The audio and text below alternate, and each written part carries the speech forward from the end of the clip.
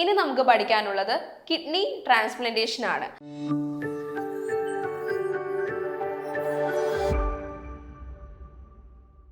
ഒരു ഡോണറിൽ നിന്ന് റിസീവിയറിലേക്ക് നമ്മൾ കിഡ്നി ട്രാൻസ്ഫർ ചെയ്യുന്നു. ഡോണറിന് കിഡ്നി ഹെൽത്തി ആയിരിക്കണം. ഇറവേഴ്സിബിൾ ആയിട്ടുള്ള കിഡ്നി ഫങ്ഷൻസ് ലോസ് ആകുമ്പോഴാണ് കിഡ്നി ട്രാൻസ്പ്ലാന്റേഷൻ നടക്കുന്നത്. റെസിപ്പിയൻറ്റ് ലൈഫ് ലോങ് ആയിട്ട് ഇമ്മ്യൂണോ സപ്രസീവ് മെഡിസിൻസ് എടുക്കണം. ലിവിങ് ക്ലോസ്ലി ഡോണറിൽ നിന്നും കാഡവർ ഡോണറിൽ നിന്നും കിഡ്നി സ്വീകരിക്കാം.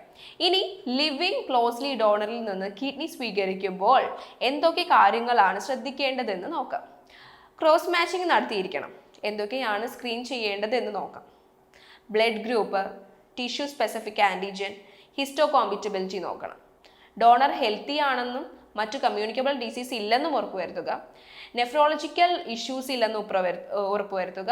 ഇതൊക്കെയാണ് നമ്മൾ ശ്രദ്ധിക്കേണ്ടത് ഈ സ്ക്രീനിങ്ങിൽ. ഇമോഷണലി പ്രിപ്പയർഡ് ആയിരിക്കണം. പ്രൊസീജിയേഴ്സ് എല്ലാം മനസ്സിലാക്കിയിട്ടുണ്ടെന്ന് ഉറപ്പുവരുത്തണം. കോംപ്ലിക്കേഷൻസിനെ കുറിച്ച് എഡ്യൂക്കേറ്റ് ചെയ്യണം. പിന്നെ കിഡ്നി പ്രോപ്പർ ഫങ്ഷൻ ചെയ്യുന്നില്ലേ എന്ന് ഉറപ്പുവരുത്തുക. ഇനി കാഡവർ ഡോണറിൽ നിന്ന് കിഡ്നീസ് എടുക്കുമ്പോൾ ശ്രദ്ധിക്കേണ്ട കാര്യങ്ങൾ എന്താണെന്ന് നോക്കാം. കിഡ്നീസ് പ്രോപ്പർലി ഫങ്ഷനിങ് ആയിരിക്കണം. ഇൻഫെക്ഷൻസ് ആൻഡ് ട്രോമ ഒന്നും ഇല്ല എന്ന് ഉറപ്പുവരുത്തുക. കമ്മ്യൂണിക്കബിൾ ഡിസീസസ് ഇല്ലെന്ന് ഉറപ്പുവരുത്തുക. സെറിബ്രൽ ഡെത്തിൻ്റെ സമയത്ത് കിഡ്നി ഫങ്ഷൻസ് പോകാനായിട്ട് സാധ്യതയുണ്ട്. ഇൻട്രാവാസ്കുലർ വോളിയം ഒക്കെ ക്രൂഷ്യലായിട്ട് വെക്കുക. കിഡ്നി ട്രാൻസ്പ്ലാന്റേഷൻ നടക്കുന്ന ടൈം വരെ അതിന് അതിൻ്റെ ഫങ്ഷനായിട്ട് വെക്കാൻ നോക്കണം.